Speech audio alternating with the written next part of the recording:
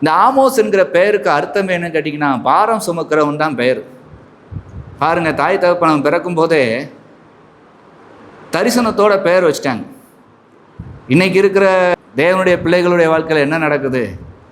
30 வருஷம் 40 வருஷம் கிறிஸ்டின்பீங்க, பரம்பரை கிறிஸ்டின்பீங்க, பெயரெல்லாம் எங்கே போயிருச்சு? வாய்க்குள்ளேயே நுழையாத பெயர்கள், எதோதையோ எடுத்து நெட்டில் பார்த்து எங்கெங்கேயோ பார்த்து அப்படி கரு உண்டாயிருக்குன்னு தெரிஞ்ச உடனே போதும் பெயரை எப்படி வைக்கங்கிறதுல பைத்தியமாக பெயருது. எந்த எழுத்தோட எந்த எழுத்தை கூட்டி வைக்கலாம், ஓம் பேருக்கும் என் பேருக்கும் சேர்த்து என்ன பேரை பிள்ளைக்கு வைக்கலான்னு தரிசனமற்று, தேவனுடைய செயலற்று, ஜெபமற்று எங்கேயோ இன்னைக்கு போய்கிட்டு இருக்குது மனுக்குலம். அதுலேயும் தேவ பிள்ளைகள் என்று சொல்லுகிற, தேவனுக்கு பயப்படுகிறேன் என்று சொல்லுகிற சபைக்கு எப்போதும் வந்து கொண்டிருக்கிற தேவனுடைய ஜனங்களுடைய வீட்டிலே ஒழுக்கமற்று போய்விட்டது. ஒரு பெயரில் கூட தேவனுக்கு பயந்து நடக்கணுங்கிற எண்ணம் இல்லை.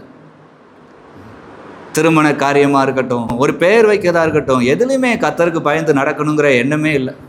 என்னுடைய வாழ்க்கையில் பார்த்தீங்கன்னா, எனக்கு ஆண்டோடைய பிரதானத்தில் 2 பிள்ளைகளுக்கும் என்னுடைய ஊழியக்காரர்களை பெயர் வைத்தார்கள். ஒன்றை கூட சுயமாக முடிவெடுக்கலை.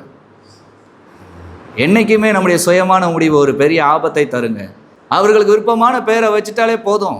தேவன் அந்த குழந்தைகளை பாதுகாத்து வழிநடத்த வல்லவர். அந்த பிள்ளைகளுடைய வாழ்க்கையில் என்ன ஒரு போராட்டம் வந்தாலும் நாம் தேவனுடைய சன்னிதானத்தில் வேண்டிக் கொள்ளலாம். ஆண்டவரே, நீர் இந்த மாதிரியாக இந்த பெயரை நீர் கொடுத்தீர், இந்த பிள்ளையை நீ நடத்தி தாரும் என்று கேட்டுக்கொள்ளலாம். இன்னும் ஒன்று, அந்த பெயருக்கேற்ப நாமும் அந்த பிள்ளைகளை வளர்க்கலாம். ஒரு நோக்கம் இருக்குது. ஆனால் இன்றைக்கி எல்லாருக்கும் விசுவாசம் இருக்குங்காங்க, ஞானஸ்தானம் வாங்கிட்டேங்காங்க, அதுக்கடுத்து அப்படியே தாந்தோன்றிகளாக போயிருந்தாங்க. எங்களுக்கு எல்லாம் தெரியும், எங்களுக்கு அறிவு இருக்குது, எல்லாமே இருக்குது அப்படின்னு.